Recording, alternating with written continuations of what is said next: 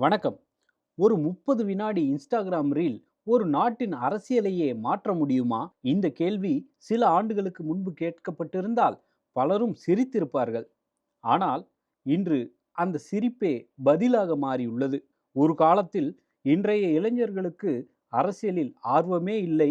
அவர்கள் நாள் முழுவதும் மொபைல், ரீல்ஸ், மீம்ஸ் இவையெல்லாம் பார்த்து கொண்டிருப்பார்கள் என்று கூறப்பட்டது.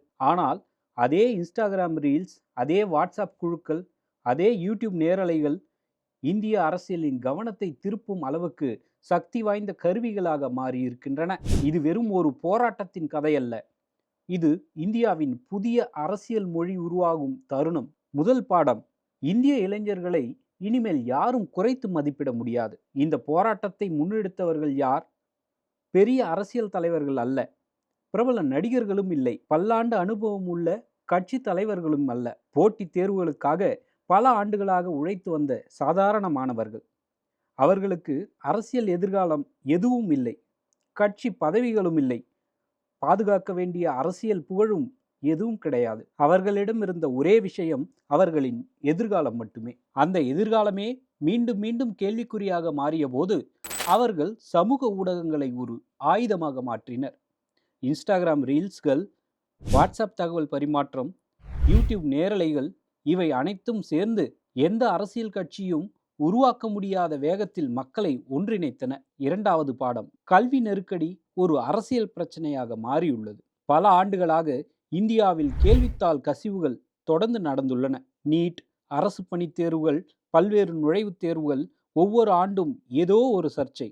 ஆனால் ஒவ்வொரு முறையும் அது ஒரு தனிப்பட்ட சம்பவமாகவே பார்க்கப்பட்டது. மாணவர்கள் சில நாட்கள் போராடினார்கள், பிறகு அடுத்த தேர்வுக்கான தயாரிப்பில் மீண்டும் மூழ்கிவிட்டார்கள். இந்த முறை அப்படி இல்லை. இந்த போராட்டம் ஆயிரக்கணக்கான தனிப்பட்ட வேதனைகளை ஒரே தேசிய கோரிக்கையாக மாற்றியது. இந்தியாவின் கல்வி அமைப்பு திறமையான இளைஞர்களை பாதுகாக்கிறதா?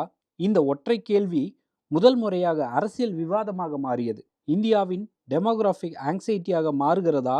இந்தியா உலகின் மிக இளம் நாடுகளில் ஒன்று என்று நாம் பெருமையாக சொல்கிறோம். ஆனால் அதே சமயம் கோடிக்கணக்கான இளைஞர்கள் குறைவான வேலைவாய்ப்புகளுக்காக போட்டியிடுகிறார்கள். ஒவ்வொரு தேர்வும் அவர்களின் வாழ்க்கையை தீர்மானிக்கிறது. அந்த தேர்வின் நம்பகத்தன்மையே சந்தேகத்திற்கு உள்ளானால் அவர்கள் கோபப்படுவது இயல்புதான். அதனால்தான் கல்வி இன்று ஒரு சமூக பிரச்சனை மட்டுமல்ல, அது அரசியல் பிரச்சனையாகவும் மாறியுள்ளது. மூன்றாவது பாடம்: தவறுகளை மறுப்பதன் மூலம் ஒரு அரசாங்கம் நீண்ட காலம் ஆட்சி நடத்த முடியாது. பொதுவாக அரசுகளின் முதல் எதிர்வினை என்ன? இது எதிர்க்கட்சிகளின் சதி. இவர்கள் அரசியல் நோக்கத்துடன் செய்கிறார்கள், தேச விரோதிகள். இப்படிப்பட்ட குற்றச்சாட்டுகள் பல போராட்டங்களில் முன்வைக்கப்பட்டுள்ளன. ஆனால் இந்த முறை அது பலிக்கவில்லை. ஏனெனில் ஒவ்வொரு இந்திய குடும்பத்திலும் போட்டித் தேர்வு எழுதும் ஒருவர் இருக்கிறார். ஒவ்வொரு பெற்றோரும் ஒரு தேர்வுக்காக எவ்வளவு பணம் செலவாகிறது, எவ்வளவு மன அழுத்தம் ஏற்படுகிறது என்பதை அறிவார்கள். அதனால் இந்த கோபத்தை அரசியல் சதியாக சித்தரிக்க முடியவில்லை. இந்த சம்பவம் அரசுகளுக்கு ஒரு முக்கியமான பாடத்தை கற்றுக் கொடுத்தது. பிழையை ஆரம்பத்திலேயே ஏற்றுக்கொள்வது அதை மறுப்பதை விட நல்லது. நான்காவது பாடம்: புதிய தலைமுறையின் தலைமைத்துவம் வேறு விதமாக செயல்படுகிறது. இந்த போராட்டத்திற்கு ஒரே தலைவர் இல்லை, ஒரே முகமும் இல்லை. பல மாணவர்கள், ஆராய்ச்சியாளர்கள், தன்னார்வலர்கள் ஒவ்வொருவரும் தனித்தனி பொறுப்புகளை ஏற்றுக்கொண்டனர். சிலர் தகவல்களை சேகரித்தனர், சிலர் சமூக ஊடகங்களை கையாண்டனர், சிலர் ஊடகங்களில் பேசினர், சிலர் அரசாங்கத்துடன் பேச்சுவார்த்தை நடத்தினர்.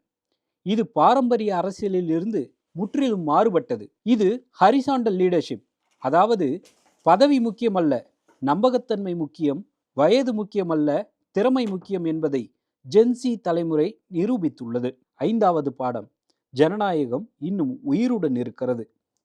பலருக்கு ஒரு நம்பிக்கை இழப்பு இருந்தது. போராட்டம் நடத்தினாலும் எதுவும் மாறாது. ஆனால் இந்த இயக்கம் வேறு ஒன்றை காட்டியது. அமைதியான, ஒழுங்கான, தொடர்ச்சியான மக்கள் இயக்கம். அதிகாரத்தில் இருப்பவர்களை பதிலளிக்க வைத்தது.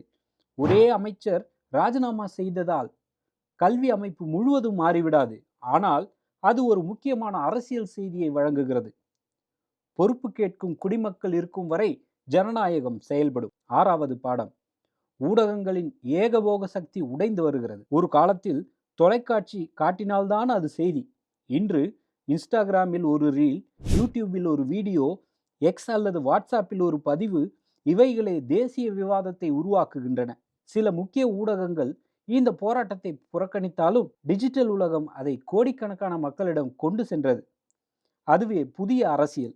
இனிமேல் அரசியல் கட்சி அலுவலகங்களில் மட்டும் தொடங்காது. சில நேரங்களில் ஒரு 30 வினாடி இன்ஸ்டாகிராம் ரீலிலேயே தொடங்கும். இந்த போராட்டத்தின் மிகப்பெரிய வெற்றி ஒரு அமைச்சர் பதவி விலகியதல்ல. ஆயிரக்கணக்கான சாதாரண இளைஞர்கள் நாங்கள் ஒன்றிணைந்தால் மாற்றத்தை உருவாக்க முடியும் என்ற நம்பிக்கையை பெற்றதுதான். அவர்கள் அற்புதங்களை கேட்கவில்லை, நியாயமான தேர்வுகளை மட்டும் கேட்கிறார்கள். நம்பிக்கைக்குரிய கல்வி அமைப்பை மட்டும் கேட்கிறார்கள். தங்களை வெறும் புள்ளி விவரங்களாக அல்ல, குடிமக்களாக மதிக்கும் அரசை மட்டுமே கேட்கிறார்கள். இந்தியாவின் ஜென்சி தலைமுறை சொல்லும் செய்தி மிகவும் தெளிவானது. இந்திய அரசியலில் ஒரு மிகப்பெரிய மாற்றம் அமைதியாக நிகழ்ந்து கொண்டிருக்கிறது.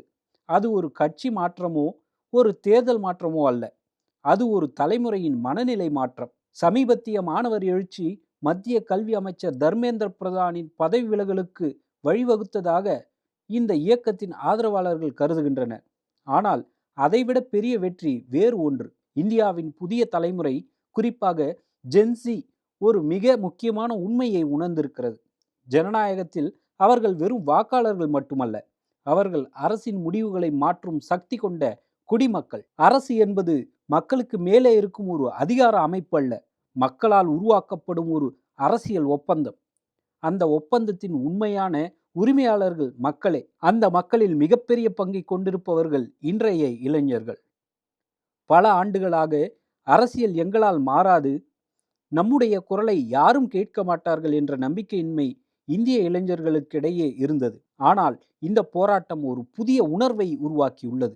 நாம் ஒருங்கிணைந்து பேசினால், அமைதியாகவும் உறுதியாகவும் ஜனநாயக வழியில் போராடினால் அரசுகள் கேட்க வேண்டிய சூழல் உருவாகும். இதுவே இந்த போராட்டத்தின் மிகப்பெரிய அரசியல் வெற்றி.